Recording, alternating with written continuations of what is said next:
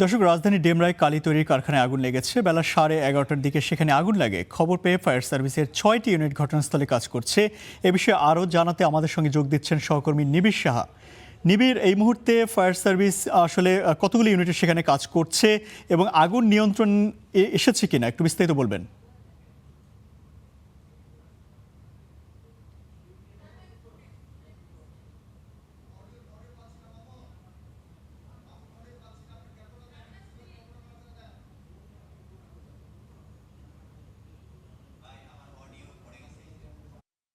প্রায় 2 থেকে আড়াই ঘন্টা আগে এই আগুনের সূত্রপাতটি হয়েছে। এই মুহূর্তে ফায়ার সার্ভিসের মোট 4টি ইউনিট এখানে কাজ করছেন এবং আমরা সামনের এই যে টিনশেড যে কারখানাটি রয়েছে, টিনশেড কারখানাটির ভেতরে আসলে কি অবস্থা সেটি কিন্তু এখন পর্যন্ত আমরা আন্দাজ করতে না পারলেও কিন্তু ভেতর থেকে প্রচুর পরিমাণে কালো ধোঁয়া বের হচ্ছে। পাশাপাশি যে জানালাগুলো রয়েছে সেই জানালাগুলো দিয়ে আসলে আগুনের যে তীব্রতা সেটি আমরা লক্ষ্য করতে পারছি। পাশাপাশি এই বলা যায় যে ভেতর থেকে কিন্তু আমরা দেখছি যে ফায়ার সার্ভিসের সদস্যরা এই যে কেমিক্যালের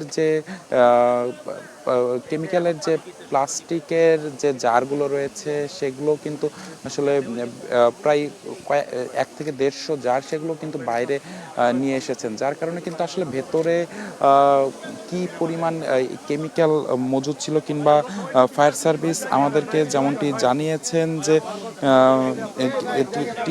টিনশেড এই কারখানাটি মূলত কলমের যে কালি, সে কালি তৈরির কারখানা। অর্থাৎ কালি তৈরির জন্য যে ধরনের কেমিক্যাল ব্যবহার করা হয় সেগুলো কিন্তু আসলে ধারণা করা যায় যে এই কারখানাটিতে ছিল এবং সেখানেই কিন্তু আগুনের সূত্রপাত হয়।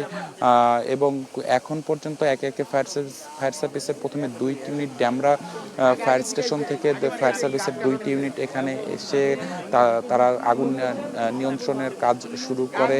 এরপর সিদ্দিক বাজার থেকে আরও 2টি ফায়ার সার্ভিসের আরও 2টি ইউনিট এখানে এসে তারাও ফায়ার সার্ভিস আগুন নেভানোর কাজ শুরু করে এবং প্রতি মুহূর্তে স্থানীয়দের সাথে আমি কয়েকজনের সাথে কথা বলেছি। তারাও যেমনটি বলেছেন যে প্রতিনিয়ত আমরা যে বিষয়টি খেয়াল করি, বড় কোনো আগুনের ঘটনা হলে ফায়ার সার্ভিসের একটি পানি শূন্যতায় ভোগেন। অর্থাৎ পানির উৎস, তারা যে পরিমাণ পানি তারা নিয়ে আসেন সেই পরিমাণ পানি দিয়ে আসলে বড় ধরনের আগুন কিন্তু আসলে নিয়ন্ত্রণ করা সম্ভব হয় না।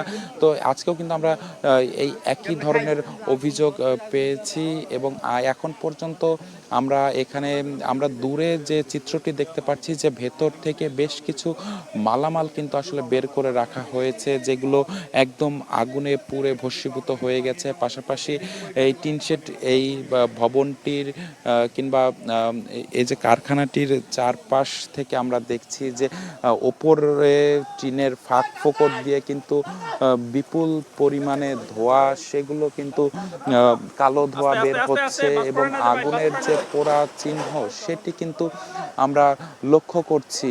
এই ভবনের যে টিনশেড ভবন, ওপরে টিনশেড এবং চারপাশের দেয়াল, এই কারখানাটির যে টিনের ফাঁক দিয়েও কিন্তু আমরা দেখছি যে প্রচুর পরিমাণে ধোঁয়া নির্গত হচ্ছে। এবং কিছুক্ষণ আগে কিন্তু আমরা যখন এখানে পৌঁছেছি এর পেছনের দিকটা, অর্থাৎ আমরা এখন যেখানে আছি এটি এই কারখানাটির সামনের দিক, এই সামনের দিকের চেয়ে কিন্তু আমরা দেখছি যে পেছনের দিকের ধোঁয়া সেটি কিন্তু বেশি। অর্থাৎ ফায়ার সার্ভিসের সদস্যরা তারা কিন্তু কাজ করছেন এই মূল ফটক যেটি রয়েছে এই কারখানাটির, সেই মূল ফটকের দিক থেকে। এবং আমরা দেখছি এই মুহূর্তে কিন্তু তারা আসলে তাদের যে বিশেষায়িত হাতুড়ি রয়েছে সেই হাতুড়ি দিয়ে তারা আসলে জানালা যেগুলো রয়েছে সেই জানালাগুলো ভাঙার চেষ্টা করছেন। পাশাপাশি তা আরও কয়েকজন সদস্য তারা কিন্তু যে মূল ফটক, সেই মূল ফটক দিয়ে তারা ভেতরে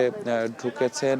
এবং এখন পর্যন্ত আমরা বলা যায় যে ভেতরে আগুনের কি অবস্থা সেটি এখন পর্যন্ত কিন্তু আমরা পুরোপুরিভাবে আমরা নিজের চোখে আমরা দেখতে পাচ্ছি না। তবে আমাদের চোখে শুধু ধোঁয়া চোখে পড়ছে যে এই কারখানাটির পেছনের অংশে কিন্তু বেশ সাদা ধোঁয়া কিন্তু নির্গত হচ্ছে। কিছুক্ষণ আগে যেটি কালো ধোঁয়া ছিল, এখন আমরা লক্ষ্য করছি সেটি সাদা ধোঁয়া হয়ে গেছে এবং কেমিক্যালের যে গন্ধ, তীব্র গন্ধ, ঝাঁঝালো গন্ধ, সেটিও কিন্তু এইখানে বেশ খানিকটা পাওয়া গেছে। তো আমরা যখন এই কারখানাটিতে পৌঁছালাম, এই কারখানাটির পেছনের অংশে ছিলাম, যেখানে তীব্র ধোঁয়া ছিল, সেখানে এই যে ঝাঁঝালো গন্ধের অর্থাৎ কেমিক্যালের গন্ধের যে পরিমাণ কিংবা ঝাঁঝালো গন্ধ, সেটি কিন্তু বেশ তীব্র ছিল। তবে সামনের দিকটাই কিন্তু আসলে আমরা এই গন্ধ খানিকটা কম পাচ্ছি এবং আমরা একটু স্থানীয়দের সাথে কথা বলতে চাই যে যারা আসলে আগুনের সূত্রপাত দেখেছেন কিংবা কতক্ষণ নাগাদ কখন আগুন লেগেছে সে বিষয়ে একটু জানতে চাই। এটি আসলে কিসের কারখানা এবং কয়টা নাগাদ আগুন লেগেছে? আগুন লাগছে 3 ঘন্টা, 3.5 ঘন্টা। 3.5 ঘন্টা। এই যে ওনার বলেন 11টা। কতক্ষণ হলো আগুন লেগেছে? আগুন লেগেছে প্রায় 11টার দিকে, ঠিক আছে। আমরা পাশের গোডাউনে আছি, ওইখান থেকে ফার্স্ট টাইম আমরা ফায়ার সার্ভিসে ফোন দিই আগুন লাগানোর সাথে সাথে। তখনই ওনারা আসতে প্রায় আধা ঘন্টা লেট করে ফেলছে। আমরা যতটুকু পর্যন্ত ওনারা পারছে, ওনারা ততটুকু পর্যন্ত করছে। তারপরে ওনারা আধা ঘন্টা পরে আসছে, এখনো আগুন নিভাচ্ছে। ওনাদের এমন লোক, আমি নিজে পাইপ টানছি, আমি নিজে পাইপ ধরে পানি দিয়েছি আজকে। এমনও সময় গেছে ওদের সাথে। কারখানাটি আসলে কি যখন আগুন লাগে তখন কি ভেতরে কর্মরত ছিল কিনা কেউ? হ্যাঁ, কর্মরত সবাই ছিল, তবে একটা ছেলে পিছনে আগুন লেগেছে, ওনাকে ইমিডিয়েটলি হসপিটাল পাঠানো হয়েছে। এখন ওনার এখনো আসে নাই। তো হ্যাঁ, বাকিরা কিছু নিরাপদে আছে, এখন আমরা খোঁজ খবর পাইনি এখনো সবাই আছে কিনা। তো ইনশাল্লাহ আশা করি সবাই মোটামুটি ভালো আছেন। তো হ্যাঁ, এটা আসলে কি কারখানা ছিল? নেল পালিশ তৈরি হয়, কেমিক্যাল, সম্পূর্ণ কেমিক্যাল। কোনটা যেমনটি শুনছিলাম যে এখানে আসলে বেলা 11টার কিছু সময় পর আসলে আমরা নানা ধরনের তথ্য পাচ্ছি। আমরা একটু আর একজনের সাথে কথা বলতে চাই। এটি আসলে এই কারখানায় কি তৈরি করা হবে? এই পশ্চিম পাশে যেটা গোলাপি রঙের, এইটাতে ওয়াটার ট্রিটমেন্ট প্লান্টের এই কুলিং এজেন্টের বিভিন্ন কেমিক্যাল, এই যে এইখানে দেখা যাচ্ছে যে কুলিং এজেন্টের জন্য বিভিন্ন কেমিক্যাল ছিল। আর ওই পিছনের যেটা 10 কাঠা, ওইটা ছিল হলো ওই যে পলিমার ফ্যাক্টরি। মানে এইখানে ওরা ক্রুড নিয়ে আসতো, ক্রুড আইনে এইখানে পলিথিন তৈরি হইতো, পলিথিন থেকে এইখানে ছোট প্যাকেট তৈরি হতো, প্যাকেট থেকে এটা আবার প্রিন্টিং করতো, প্রিন্টিংয়ের বিভিন্ন ওই কালির কেমিক্যাল যেগুলি, ওইখানে কেমিক্যাল ছিল কালির। মানে টোটাল দুইটাতেই কম বেশি কেমিক্যাল ছিল। মানে এখানে কারখানা টোটাল 2টা? হ্যাঁ, 2টা কারখানা। পশ্চিম পাশেরটা হলো ওই যে ওয়াটার কুলিং এজেন্টের কেমিক্যাল ছিল এটাতে, আর ওই পূর্ব পাশের যেটা, ওইটা হলো প্রিন্টিংয়ের যেই কেমিক্যালগুলি লাগে, ওই প্রিন্টিংয়ের কেমিক্যাল ছিল।